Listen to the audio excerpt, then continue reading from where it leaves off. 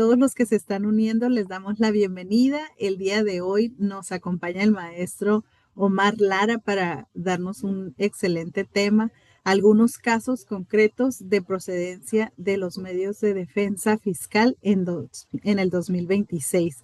Así que todos están como con el nervio de qué va a pasar ahora con estos nuevos medios de defensa. Pues aquí está el maestro Omar para decirnos y me permito leer su semblanza.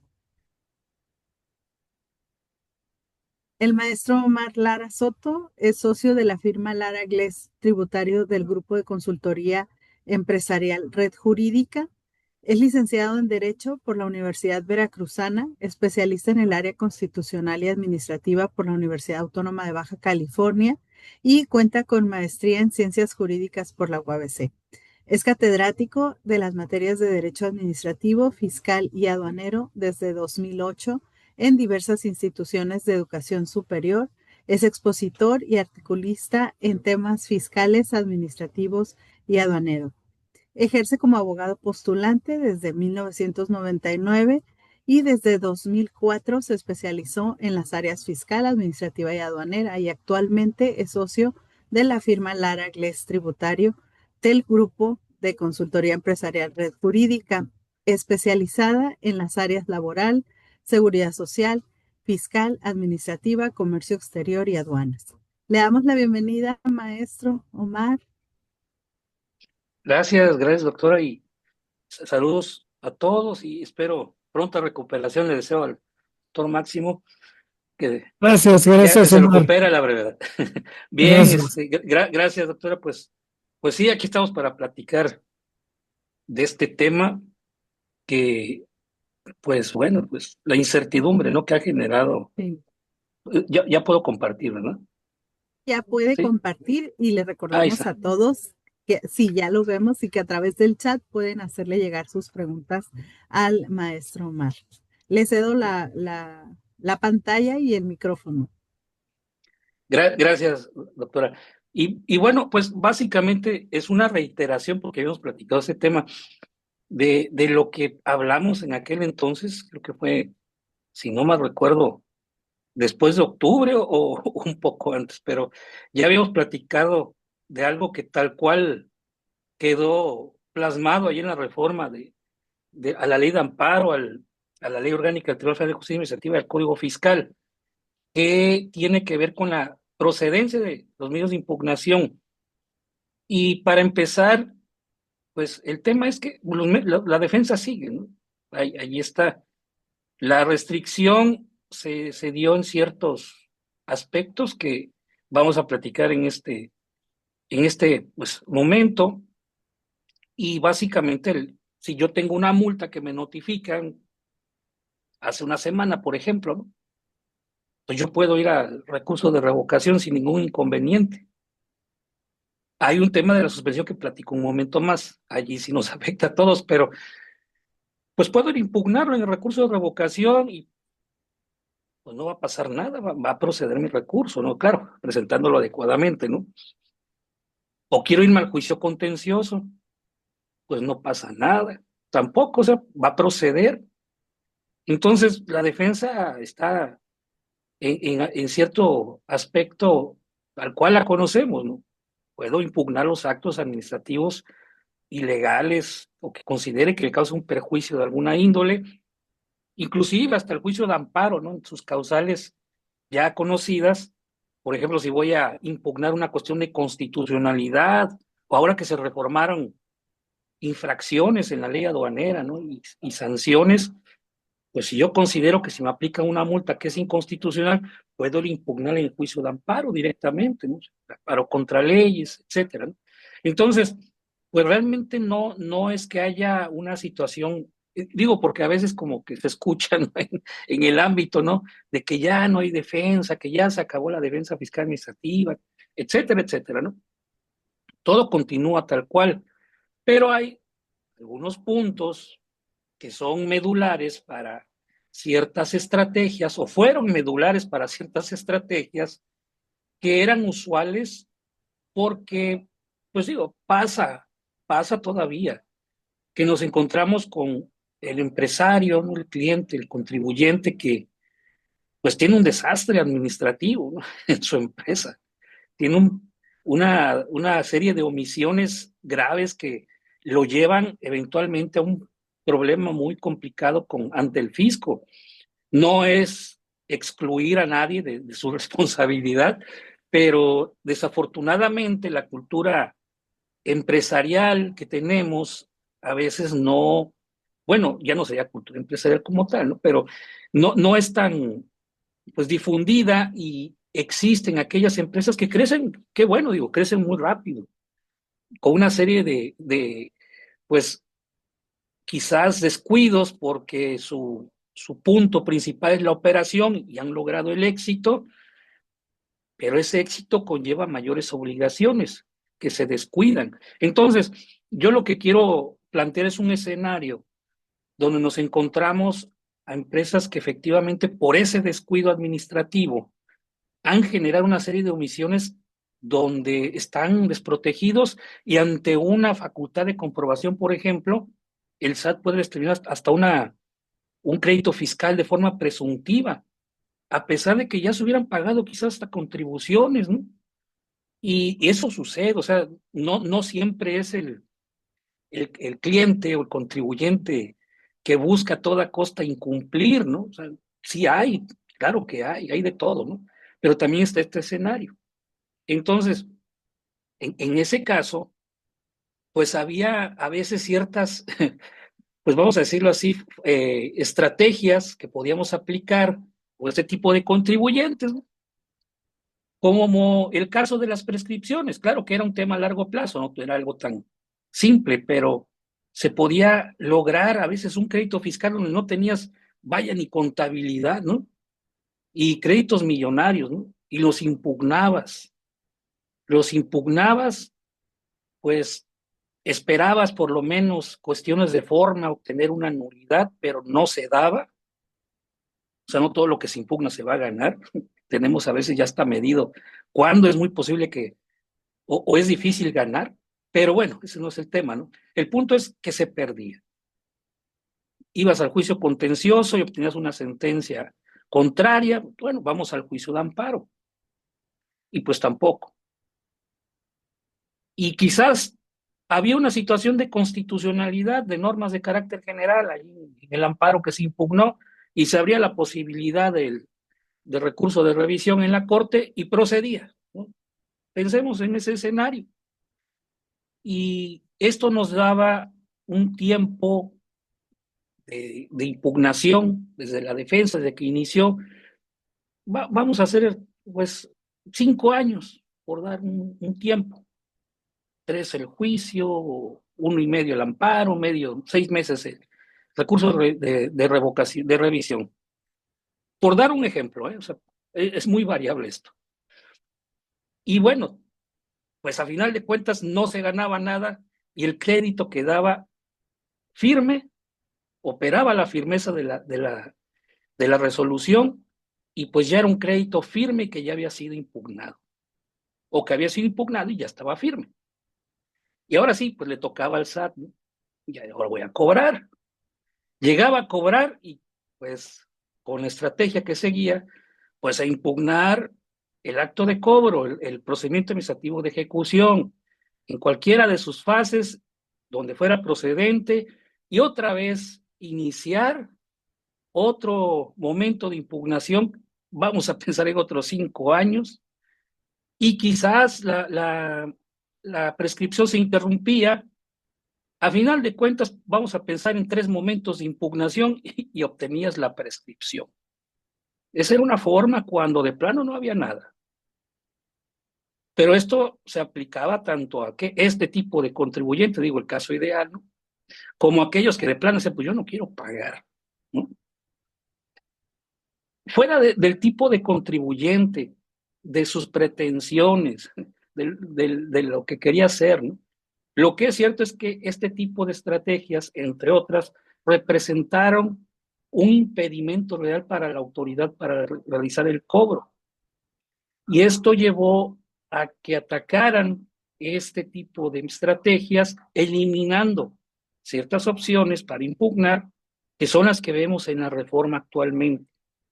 La imposibilidad de impugnar créditos fiscales firmes impugnados, sus actos de cobro, concretamente, en el recurso de revocación y en el juicio contencioso. Claro, no podían dejar a las personas sin defensa, porque es inconstitucional totalmente. No estoy diciendo que esto sea constitucional lo que hicieron, pero pues no era ese grado de inconstitucionalidad de decir ya no se pueden defender para nada, ¿no?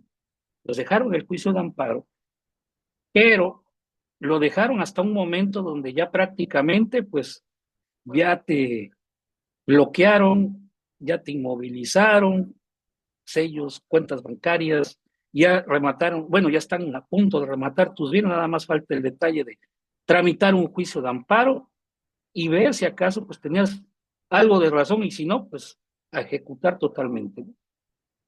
Esto se complementa con el tema de la garantía, que ahora se reforma y es obligatorio seguir un orden específico para garantizar primeramente un billete de depósito, que es dar de dinero a una institución bancaria, pues el banco debería estar lo más seguro, todavía no está bien determinado eso, pero institución bancaria que generalmente lo que era en Bansefi, si no me recuerdo el nombre anterior que tenía, o sea, que después fue el Banco del Bienestar, pues ahí sería en todo caso el billete de depósito. Antes los billetes de depósito eran en Bansefi. Y en su caso, una carta de crédito por alguna institución bancaria, ¿cuál, cómo? Pues no se sabe, ¿no? Pero ese es el orden.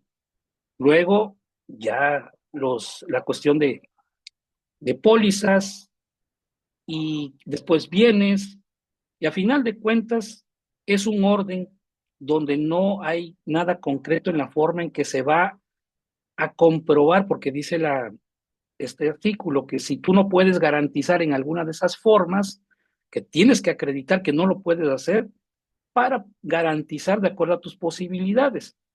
Pero para llegar a eso, pues no se sabe exactamente cómo van a ser los criterios, ¿no? Para determinar cómo es que no puedes garantizar, pues con dinero, con una carta de crédito y bueno, regreso al tema principal, ¿no? Entonces, complementado con eso, pues se pone más complicado. Digo, ya estando en la etapa ya de remate, presentas el amparo y para lograr la suspensión tienes que hacer esto, ¿no? O sea, es un camino complicado. Pero vuelvo al punto. En general, la defensa continúa. Cuando tenemos créditos fiscales firmes impugnados es cuando se da esta situación. Pero no deja de generar incógnitas, incertidumbre y ciertas situaciones muy cuestionables que son las que vamos a platicar el día de hoy. Entonces, ¿cuáles son esos casos de impugnación a los que yo hago referencia con el nombre de nuestra plática, ¿no?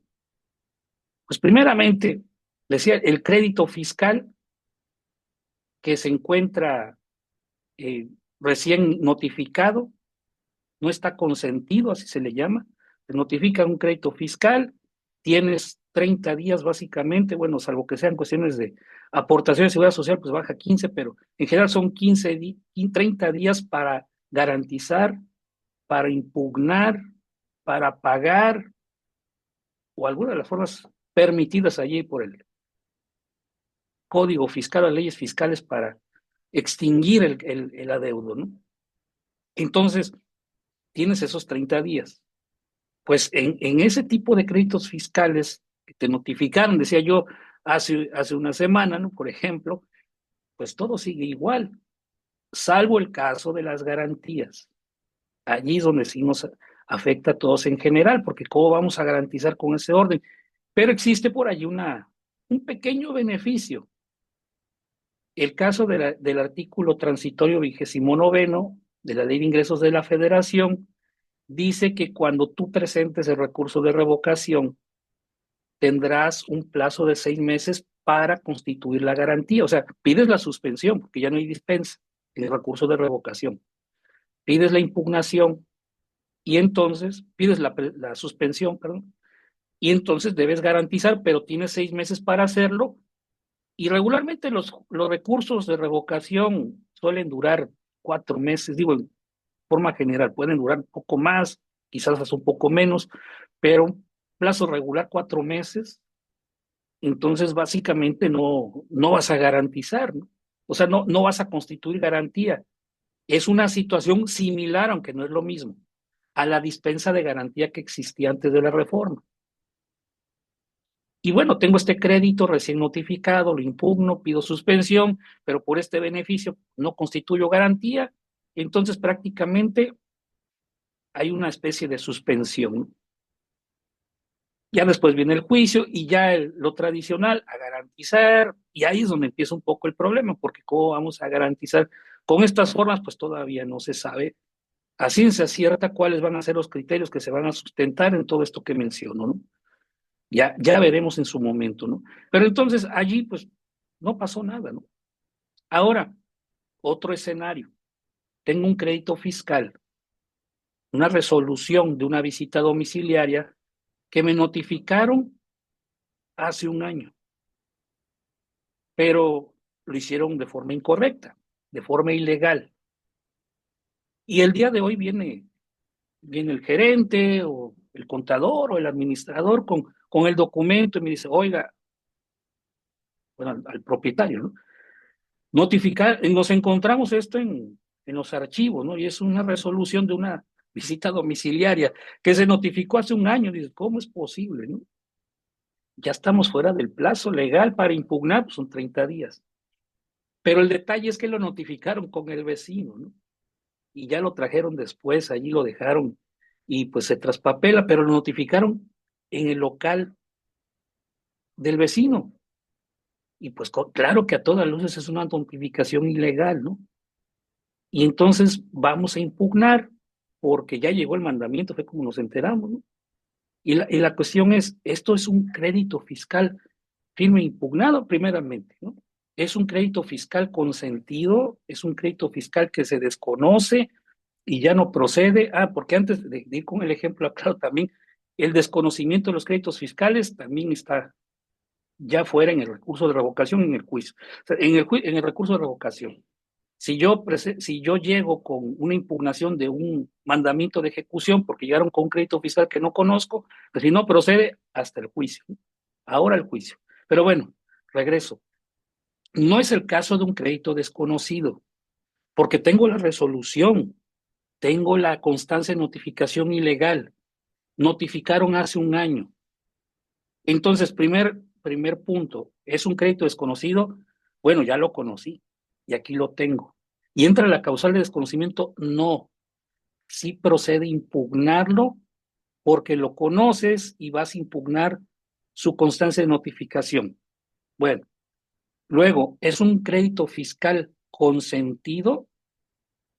No, porque no lo conociste. La autoridad va a decir que sí, porque sí notificó legalmente. Y entonces me puede aplicar la improcedencia por eso de los créditos fiscales firmes impugnados, no porque no había sido impugnado. Entonces, la característica de los créditos es que tengan estos dos aspectos, firmes, porque están consentidos o porque ya fueron de alguna manera determinados así por alguna autoridad, o, perdón, impugnados, ¿no? Firmes e impugnados, estas dos características.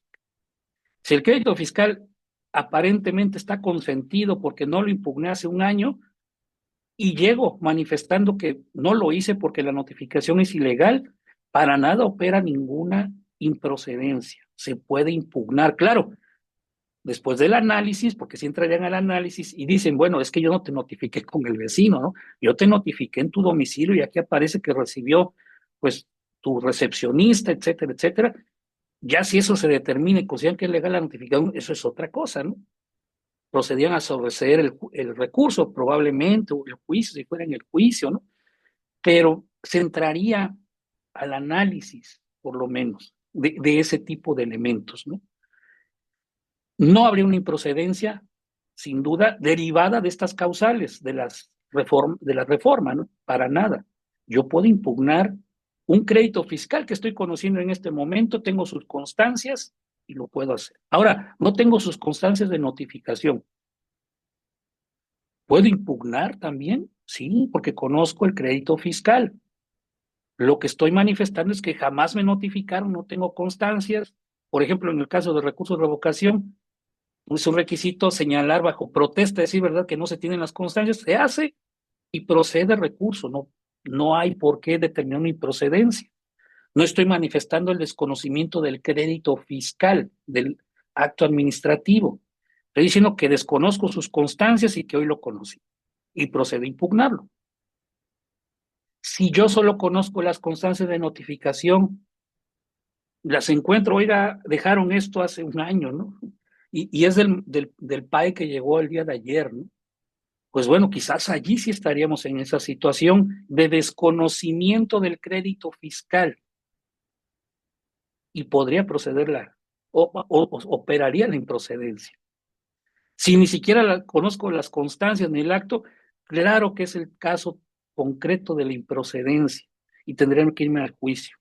Entonces, en este punto del desconocimiento, procede a impugnar un crédito fiscal que conocí el día de hoy, con sus constancias de notificación y la resolución. No es improcedente, sí procede recurso. No es el caso de desconocimiento. No tengo las constancias de notificación, no es el caso de desconocimiento y es procedente. Entonces, allí procedería, claro, ya dentro del análisis, si la notificación es legal, pues ese es otro tema, ¿no? Pero claro que procede, ¿no? Y bueno, vamos al otro punto, ¿no? Bueno, y para complementar también, el desconocimiento también es improcedente en el juicio contencioso. No, allí sí procede el desconocimiento. Sigue una causal que es del artículo 16 de la Ley Federal de Procedimiento Contencioso Administrativo y puedes plantear el desconocimiento con constancia, sin constancia, sin resolución, sin nada. O sea, desconozco totalmente la resolución, ¿no? Y sus constancias, o solo sus constancias y la resolución no la conozco, ¿no? Claro que procede. ¿Esto también existe en el recurso de inconformidad del IMSS? La respuesta es no. En el recurso de inconformidad del IMSS todavía procede a impugnar el desconocimiento. Ahí está la causal del artículo 12 del reglamento de recurso de inconformidad, entonces es procedente.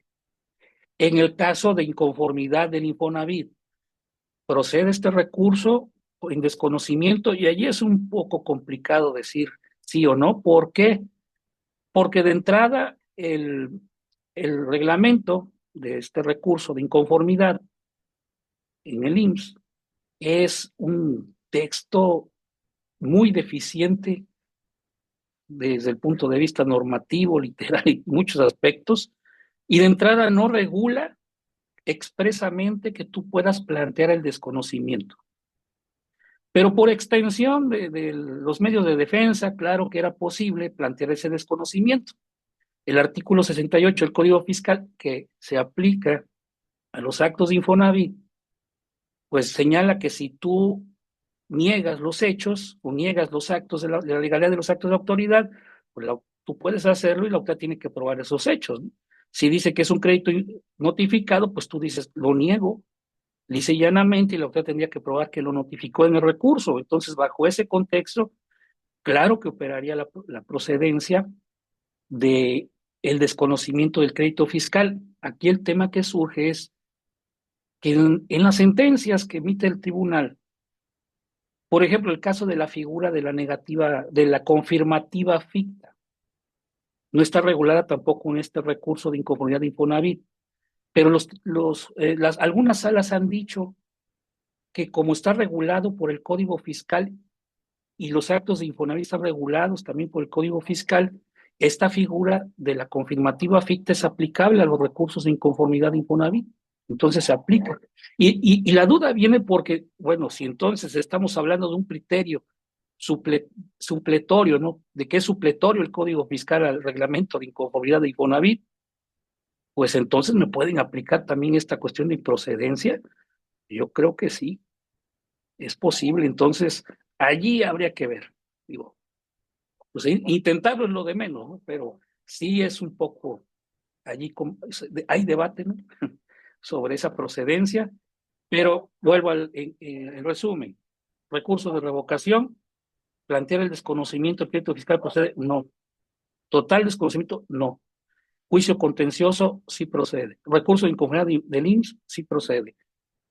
Recurso de inconformidad de Infonavit, yo digo que sí, pero con esa salvedad que menciono, ¿no? Vamos al otro punto de la reforma. La improcedencia del recurso y el juicio en actos de cobro de créditos fiscales firmes e impugnados. Bueno, y aquí voy, de veras, aquí está. Aquí tengo mi presentación, perdón. Ya para que vayan viéndolo gráficamente. Por cierto, allí se las envié para que, si quieren alguien solicitarlo, nomás que se me descuadró todo, perdón, pero sí se ve, ¿no? Y, y bueno, aquí tenemos, son las causales, ¿no? Desconocimiento, créditos fiscales determinados en liquidaciones impugnadas que quedaron firmes, que fueron impugnadas, las solicitudes de prescripción de estos créditos, ¿no? Allí no procede el recurso. En el juicio contencioso, el desconocimiento sí procede, o sea, tú puedes impugnar el desconocimiento sin ningún inconveniente, pero los créditos fiscales firmes impugnados, los actos de cobro, ya no. Resoluciones de solicitudes de prescripción, tampoco, ¿no? Entonces tenemos aquí esas restricciones en el juicio, cobro de créditos fiscales firmes e impugnados, bueno, firmes no está excluido, la negativa de prescripción, no excluido, en competencia, pues son dudas, ¿no? Porque pueden ver si es competente. Y bueno, y fíjense que aquí la negativa de prescripción, me voy a adelantar un poco.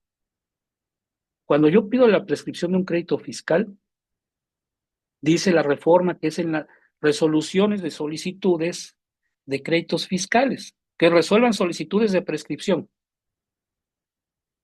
Pero hay algo que no dice la reforma. Cuando se opone como excepción la prescripción en el recurso, en el juicio, no lo menciona. ¿Qué van a resolver? Pues habrá que esperar a los criterios también, porque la causal donde tú opones como excepción la prescripción en el recurso del juicio, eso no se menciona en la reforma para nada. Te lo pueden calificar como una inconsistencia en el procedimiento, no, porque no es el procedimiento, es un defecto del mismo crédito. Entonces, pues ahí está la posibilidad de presentar un recurso de revocación oponiendo excepción contra un crédito fiscal que ya está prescrito, claro, de estos que ya están firmes e impugnados.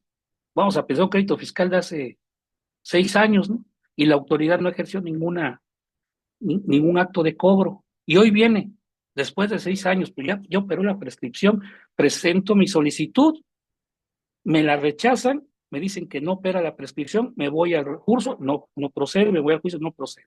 Ah, pero si en vez de irme allá a solicitar la prescripción ante la autoridad, presento el recurso de revocación y opongo como excepción la prescripción, ahí opera, no, porque esa es la figura que está excluida o que no se menciona en la reforma. Y para evitarme inconvenientes, me voy al juicio contencioso y allá opongo la excepción. Pues con mayor razón, no, no hay una causal que diga que tampoco se puede oponer como excepción y que esta es improcedente. O que los recursos el juicio están dirigidos a oponer la excepción. No se menciona eso.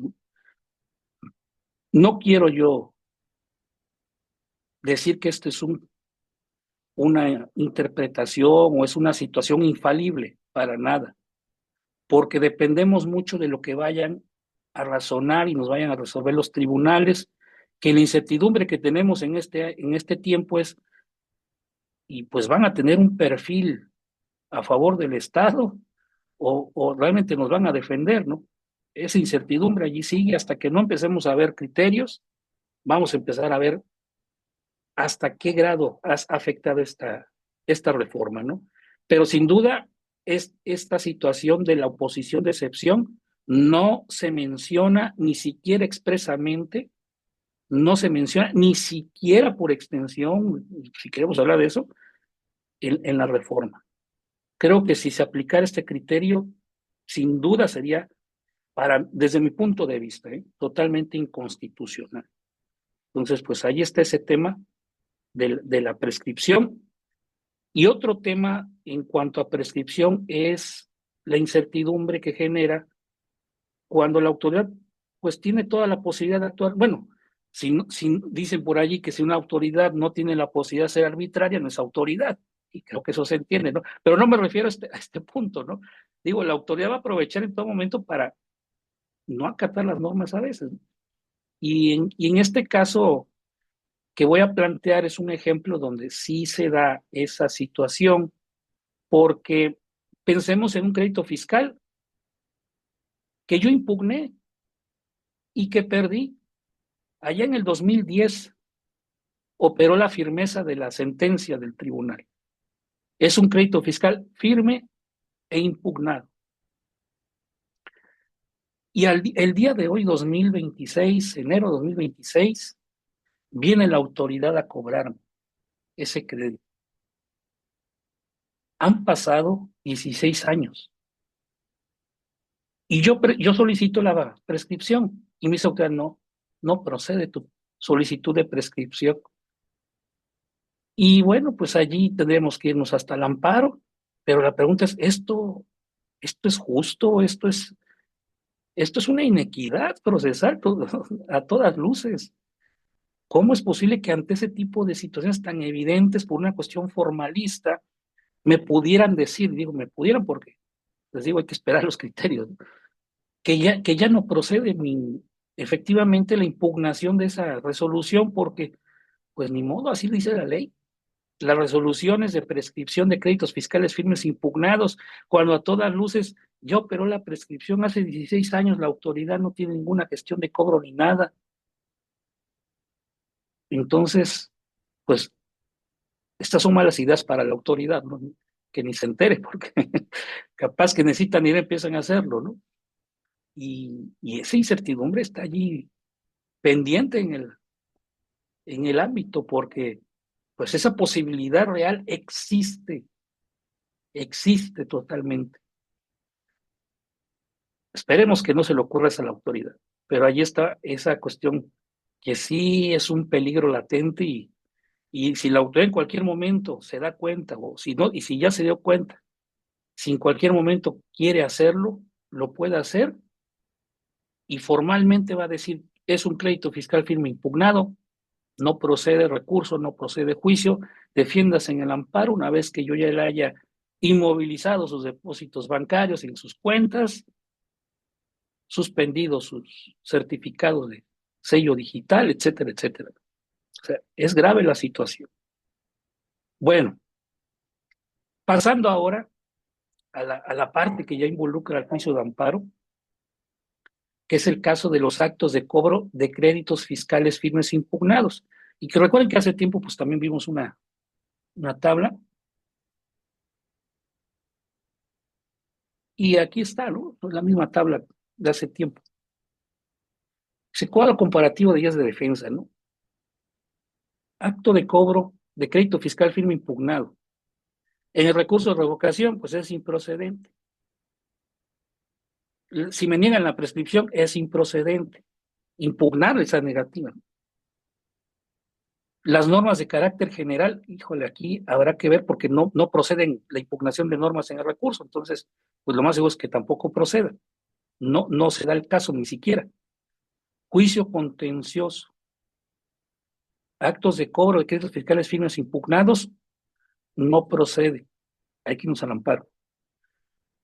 Si pido la prescripción de ese crédito fiscal firme impugnado y me dicen que no procede impugnado también, tampoco en el juicio, ni en el recurso, como vimos anteriormente. Procede la cuestión de normas de carácter general y si dicen aquí, está como en signo de interrogación y ahorita les explico por qué.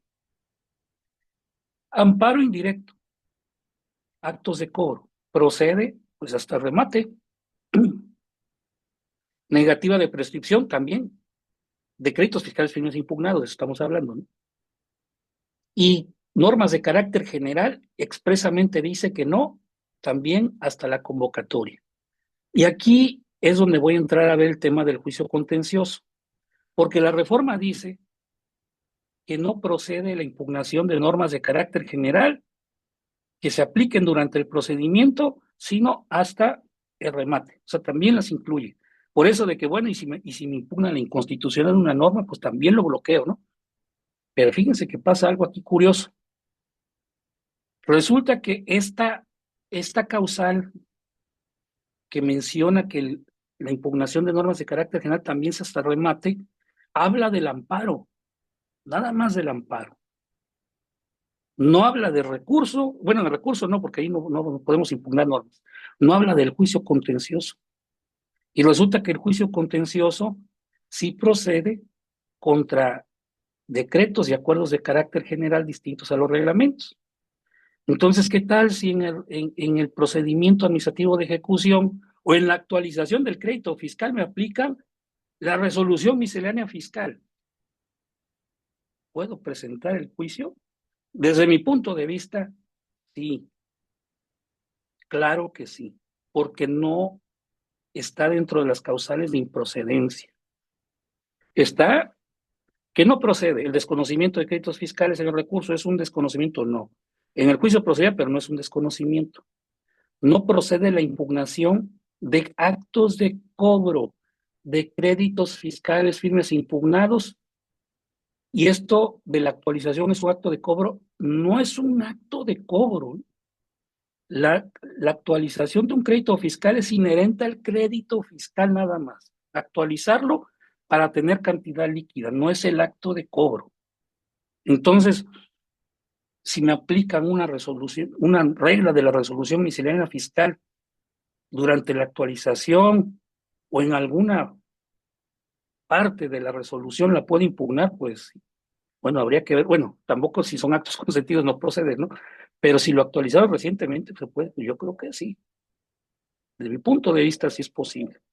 Inclusive en el procedimiento, porque lo que estoy impugnando no es el procedimiento, es la norma de carácter general. Un acuerdo delegatorio, ahora que hay muchos acuerdos delegatorios por todos lados, ¿no? ¿Puedo impugnar? Pues también. Entonces, ese tipo de situaciones están en duda. ¿Cómo se resolverían? Pues que la autoridad diga, pida que se haga una interpretación integral de pues, el propósito de la reforma, que era impedir esto, y que el tribunal lo acepte y diga, sí es cierto, digo, pues sí, así dice, pero, o no está contemplado concretamente, pero la idea es bloquear este tipo de impugnaciones y por lo tanto no procede. No es lo peor que nos pueden decir. Pero de que hay muchas inconsistencias en este punto, sin duda. Entonces, resumiendo para terminar por el momento, sí es bastante amplia la información. Si yo voy a plantear el desconocimiento de un crédito fiscal, bueno, primero, un crédito fiscal recién notificado, ¿lo puedo impugnar? Sí. Recurso, sí. Juicio, sí. Crédito fiscal que conozco, no ha sido impugnado, pero ya está fuera del plazo, pero y la notificación es ilegal, o no me fue notificado, pero tengo la resolución. ¿Puedo impugnarlo? Sí. En recurso, sí se puede. En juicio contencioso también se puede. El desconocimiento del crédito fiscal en el recurso no procede. En el juicio contencioso sí procede. Recurso de inconformidad del IMSS sí procede. Infonavit, bueno, por esta salvedad. Actos de cobro de créditos fiscales firmes impugnados. En el recurso de revocación procede. En el juicio contencioso procede, pues no, no procede y hay que esperarnos al juicio de amparo. Sin embargo, hay que tomar en cuenta el caso de las normas de carácter general, distintos a los reglamentos o los decretos, porque allí en el juicio contencioso existe esta posibilidad. Entonces hay que analizarlo. El tema de las determinaciones o resoluciones de solicitudes de prescripción, recurso, juicio procede, no. Hay que esperarnos al amparo, sí, hasta el remate.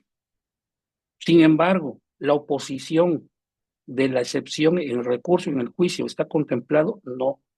Desde mi punto de vista debería proceder, pero pues habrá que esperar a lo que nos digan los tribunales, ¿no? Pero pues no, no se da el caso. Inconsistencias que platicamos en la charla anterior, pues este tema, ¿no? Del hasta el remate, pues una palabra muy inexacta, pero pues esa sí se puede solucionar con una interpretación teleológica por parte de los tribunales que no, pues la idea es que no proceda, ¿no? El tema referente al recurso de revocación cuando dice que no procede contra actos administrativos de cobro. Es un tema de precisión conceptual que yo creo que no va a ser muy contundente, pero pues por lo menos para los especialistas, para que hagamos coraje, pues ahí está, ¿no? Que le dice actos administrativos. ¿Y qué es un acto administrativo? Pues no es un procedimiento, ni es un acto de procedimiento. Entonces, en el recurso, en el juicio contencioso sí dice, el juicio contencioso procede contra actos, procedimientos, normas de carácter general y decretos distintos a los reglamentos, ¿no? Excepto cuando se trate de actos de cobro, ¿no? O sea, abarca las formas de actividad administrativa, pero en el recurso de revocación dice, no procede contra actos administrativos y los procedimientos, pero os digo, es conceptual, sí tendría solución una interpretación de los tribunales a favor de la autoridad, sin duda, sí. Otro tema también de inconsistencia conceptual, que tampoco es contundente, el tema de este término que usaron, ¿no? Créditos, contribuciones de créditos fiscales, pues eso no existe. Pero lo más seguro es que quisieran decir contribuciones o créditos fiscales y tiene salvación. Pero por lo menos una fe de ratas hubiera publicado, ¿no? Digo, no se trata tampoco de que todo esté así de esta forma tan malamente escrita, ¿no? Pero pues aquí lo está, pero tiene una solución, ¿no? Y bueno, el tema que sí nos afecta en general es el caso de las garantías por este orden estricto que ahora hay que seguir y la incertidumbre que hay en la forma en que se van a determinar en este orden las garantías. No sabemos muchos aspectos, hay que esperar, pero pues es el tema general que tenemos en la defensa. Sigue la defensa así, con estos aspectos que mencionamos, son los puntos, pero en general, pues la defensa fiscal, ahí está, ¿no? Otro punto que sí hay que ver es el nuevo Poder Judicial. ¿Qué criterios va a tener? Pues también hay que esperar. Pero esperemos que nos equivoquemos en todo eso que decimos de que ahora va a ser favorable al fisco y todo eso. Si nos dicen, si empezamos a ver que resuelven a favor, pues qué bueno, ¿no?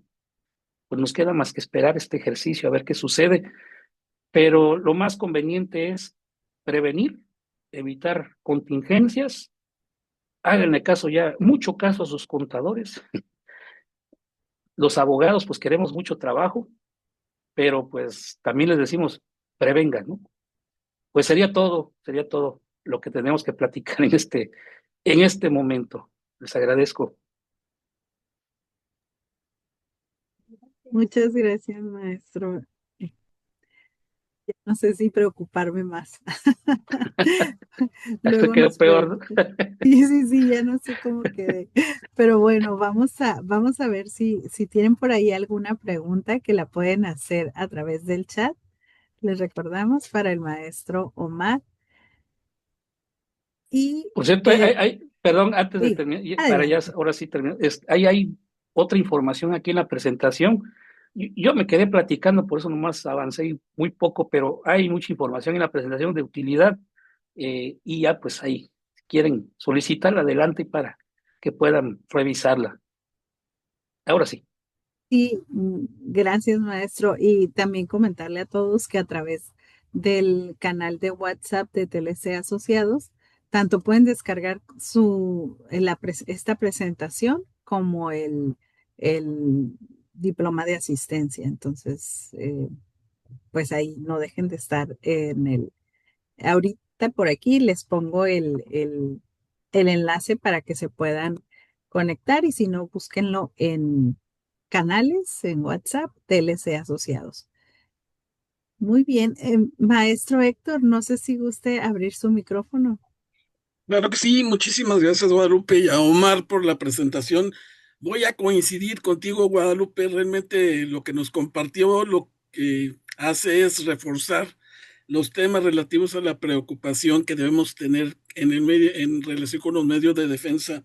Me parece muy interesante la aclaración, yo comparto esa visión de que no dejan desprotegido, entre comillas, no dejan desprotegido al contribuyente.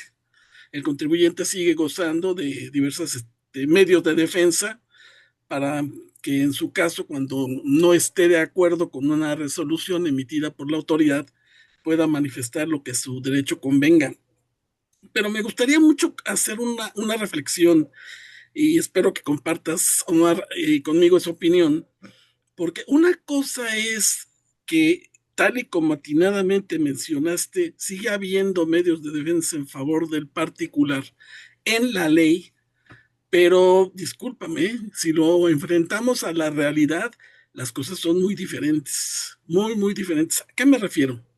Si comparamos cómo nos encontrábamos en 2025 contra cómo nos comparamos en 2026, definitivamente esos medios de defensa se vieron acotados de manera muy, muy importante. Y ahorita que tú comentas algo muy importante, algo que le quitaron al recurso de revocación, fue el tema relativo a que no tenías que garantizar el interés fiscal. Ese era, diríamos, lo más importante y lo más valioso, porque te daba dos oportunidades. Una es si no tienes la suficiente solvencia para poder garantizar el interés fiscal, pues te va a dar la oportunidad de que eso no implicara el perder la oportunidad de defenderte, aunque fuera ante la autoridad administrativa. Pero como quiera que sea, era una oportunidad bien para ver la manera en que podrías obtener los medios para garantizar, y la otra para corregir la defensa. En muchas ocasiones, Omar, y tú debes de ser testigo y de alguna manera el que se enfrenta a estas dificultades, es que en la vía administrativa los medios de defensa están en manos de los contadores públicos. No quiero decir que esté mal, pero esa es la realidad. Y ya cuando te llegan en una etapa posterior en donde sí ya tiene que acudir a un abogado, pues las cosas ya vienen con cierta inercia que es bien difícil enderezar. De tal manera que el recurso de revocación era una estrategia y sigue siendo una estrategia para que todo aquello que no pudimos aportar durante el procedimiento de revisión, pues lo podamos aportar ahora en vía de recurso de revocación. Y es la única oportunidad. Si me quitan esa oportunidad y me mandan directamente al juicio contencioso administrativo, ya no me dan oportunidad de aportar nuevos elementos de prueba. ¿Por qué esto es importante? ¿Por qué era importante? Porque tal y como también lo dices, el empresario está interesado en hacer crecer su negocio y a veces y muchas veces deja de lado la parte administrativa. Se lo deja a cargo de otros colaboradores, pero él se ocupa de hacer crecer su negocio y entonces esa parte administrativa no se le da la debida relevancia con el objeto de no tener áreas de oportunidad que la autoridad pueda aprovechar. En esta condición, repito, el recurso de revocación tiene esta ventaja. Me parece de lo más atinado el punto, inclusive te voy a ser franco, y para mí se me había pasado el hecho de que en términos de la ley federal, de la ley de ingresos de la federación, se otorga un plazo de 6 meses para que se otorgue la garantía. Perfecto, ya con eso queda resuelto el tema de la garantía del interés fiscal.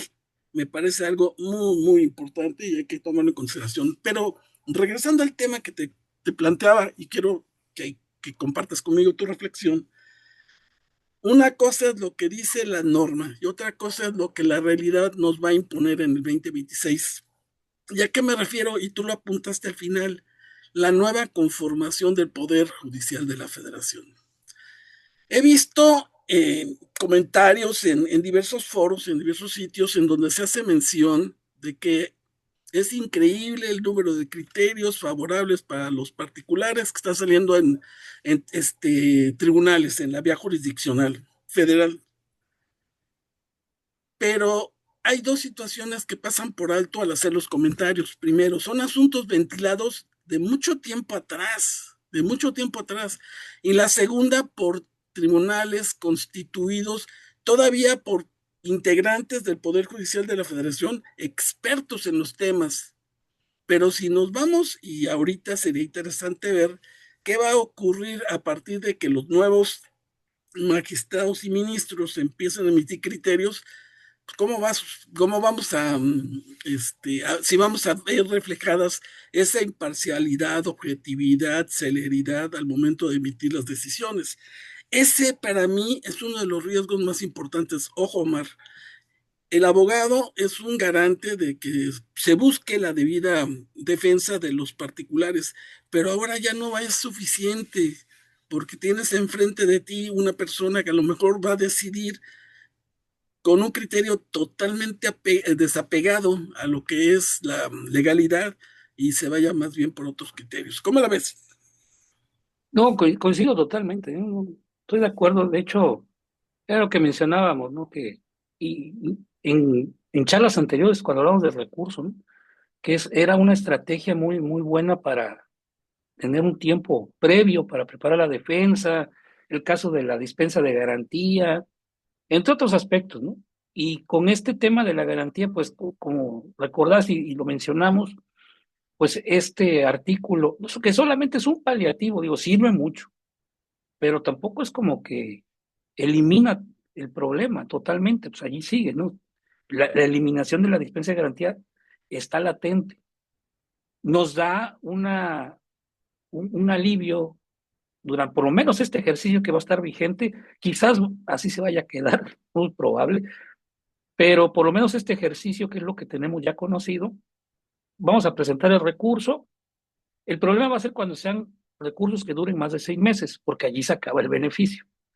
Sin embargo, pues habrá que ver que la mayoría de los recursos no duran más de eso, y la situación es muy similar a que como si existiera la dispensa. Entonces, como bien lo mencionas, por ese lado ahí está, por lo menos momentáneamente, solucionado ese tema, ¿no?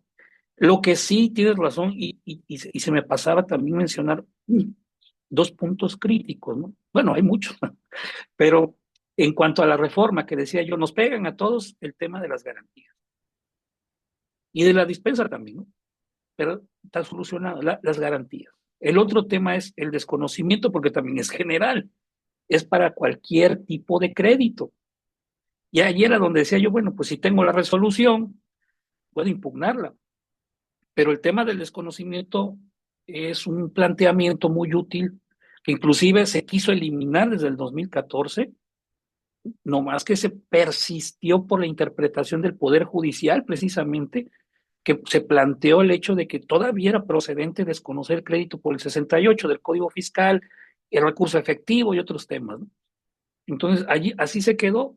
Inclusive eso llevó a que la autoridad perdiera muchos juicios en prácticamente 2023, que fue lo que duró este momento de incertidumbre. El SAT no te daba oportunidad de ampliar el recurso cuando tú presentabas el recurso alegando el desconocimiento. Y al no darte oportunidad de ampliar, perdía el juicio porque había perdido esa oportunidad y se ganaba. Entonces muchos presentábamos así, desconozco, y se ganaba, ¿no? Pero fuera de ese tema, sí es un área una causal de mucha utilidad, y que era muy útil fuera de los casos donde se utilizaba ya de forma ventajosa, ¿no? Pero era muy útil. Y sí, eso sí también es crítico. Suspensión, las garantías y este tema del desconocimiento. Lo que yo mencionaba, formalmente, salvo estos puntos, pues los medios de defensa allí siguen, ¿no? Pero sustantivamente, en efecto, este tema de incertidumbre por cómo van a resolver este nuevo poder judicial, el hecho de que los criterios ya son más favorables a la autoridad también en el tribunal. Y bueno, pues son situaciones donde sí es cierto, se quiso cerrar el camino, pues aquellas empresas que ya de forma ventajosa jugaban con este tema de la prescripción, y otras figuras no tan bien vistas, ¿no? Como el hecho de desaparecer bienes en el lapso del tiempo te da tiempo a hacer muchas cosas ahí hasta cuestionables, ¿no? Pero quisieron cerrar eso, pero nos pegaron a todos. Entonces ahí es donde sí. Por eso decía, aunque sí, pues yo quisiera que todos impugnaran, ¿no? Ahí están los medios de defensa, pero sí, también les digo, realmente hay que prevenir y hay que evitar caer en contingencias, porque ya la defensa no está como, efectivamente lo mencionas también, como el año pasado, ¿no? Ahora ya no es muy posible garantizar o por lo menos prever cómo se va a resolver un asunto. Sí, es muy grave, y sí coincido en todo lo que mencionaste, maestro. Pues muchísimas gracias, realmente, a seguirnos preocupando, digo, perdón, a seguirnos preparando. Ándale. Creo que sí. Muy bien. Pregunta Beatriz. En el caso mencionado de tener un crédito que se hizo con una ilegal notificación, se impugna, pero origina opinión de cumplimiento negativa. ¿Cómo se puede solicitar que se elimine la opinión de cumplimiento? Aquí entra el tema de las garantías, bueno, pero aquí vamos a jugar con esa situación. Primero de la procedencia, decía yo, pues si yo tengo un crédito fiscal de hace un año, pero es ilegal notoriamente la notificación, me voy a recurso y impugno allí su notificación y la resolución. Pido la suspensión porque hay que pedirla, forzosamente hay que pedir la suspensión ahora. Y alegando, bueno, haciendo ver esta situación del 29º de la Ley de Ingresos de la Federación que exime por lo menos 6 meses la obligación de garantizar, ¿no? Ya está después de 6 meses. Y con esa situación se encuadra pues, un presupuesto para que nos vuelvan a poner con una opinión positiva. En teoría sí es, aclaro. Y a mí sí me ha funcionado, bueno, en tiempos pasados impugnábamos, suspendíamos, garantizábamos y nos daban revertían esa opinión de cumplimiento. Pero pues ahora habrá que ver muchas cosas, ¿no? Pero se supone que ese es el camino que se debe seguir, ¿eh? Bien, muchas gracias. Doctor Máximo, no queremos forzarlo, pero usted me dice si quiere intervenir. Lacónicamente, Guadalupe, gracias. Bueno, felicitar a Mar, desde luego no puedo no hacerlo ante tan buena plática. Y decirle a mi amigo Héctor que no podía yo estar más acorde con todo lo que ha dicho. Abro un paréntesis y digo, SIC, por todo lo que él dijo, y yo también lo pienso y creo, a lo mejor más pesimista que ustedes dos, que nos va a ir como en la feria, pero como en la feria mal. Espero que esté muy equivocado. Omar, gracias. Héctor, muchas gracias también. Extraordinario tus comentarios como siempre. Guadalupe, un placer estar aquí con todos ustedes. Gracias. Muchísimas gracias, doctor. Valoramos mucho su esfuerzo. Gracias y cuídese mucho. Bueno, Gracias. si me permiten, vamos a entregar el reconocimiento a nombre de TLC Magazine México y hagamos un trueque. Otorgan el presente reconocimiento al maestro Omar Lara Soto por hacer un trueque en la plática virtual con el tema algunos casos concretos de procedencia de los medios de defensa fiscal en el 2026, el día 19 de enero de 2026. Lo firma el doctor Octavio de la Torre y la maestra Daniela Martínez.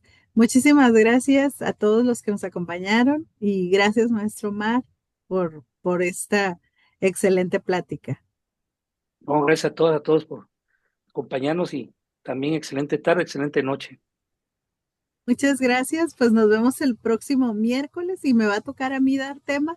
Nos vemos por aquí la próxima, el próximo miércoles, ya saben, a las 4 de la tarde, hora acá del noroeste, y 6 de la tarde allá en el centro de México. Hasta luego, que pasen muy buena tarde y buenas noches para algunos. Buenas noches y Bye. Gracias. mejores. Hasta luego. Por doctor. Luego. Hacer una llamada telefónica, si me permites. Sí. Gracias, ahorita mismo te la hago. Gracias. Gracias.